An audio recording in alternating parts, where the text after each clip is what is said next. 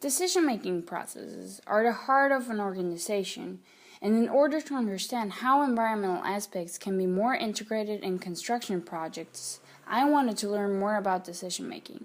I wanted to know how one or what elements influence a decision-making process and its result. There are different people involved at different times in the construction projects, such as developers, contractors, and architects. Some of these participants make decisions along the way, and how these decision-making processes are done is crucial for the project results, and therefore also crucial for the environmental impact of the building project. For my master thesis project, I used the theory framework of decision-making called the garbage can model. The theory is famous for being a non-consequential decision-making approach, and was introduced by Marsh, Cohen, and Olson way back in 1972.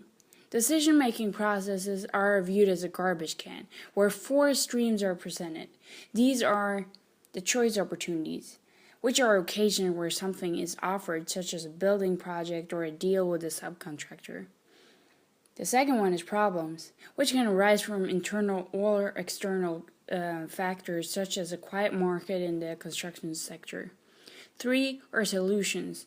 These are often presented before the problems and can be answers looking for questions, such as renovating old buildings. 4, these are participants.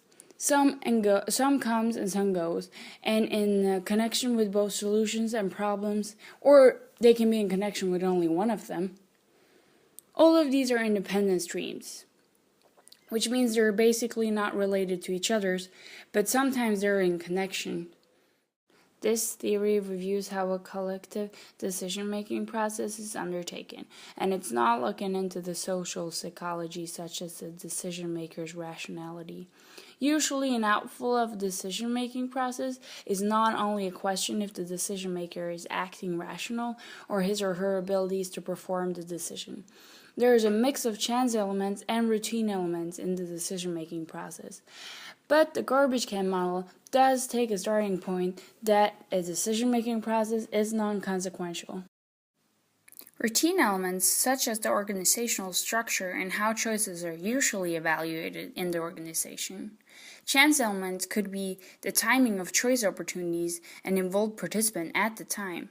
The garbage can model stresses the randomness of the four streams, which almost always influence the decision. According to the garbage can model, there are three outcomes of a decision-making process. The first one is by resolution. This means that the choice chosen by the participants are connected to problems that are actually fixed. The second one is by oversight. This is a false outcome. This means that the participants choose a decision where no problems are connected. The third one is called by flight.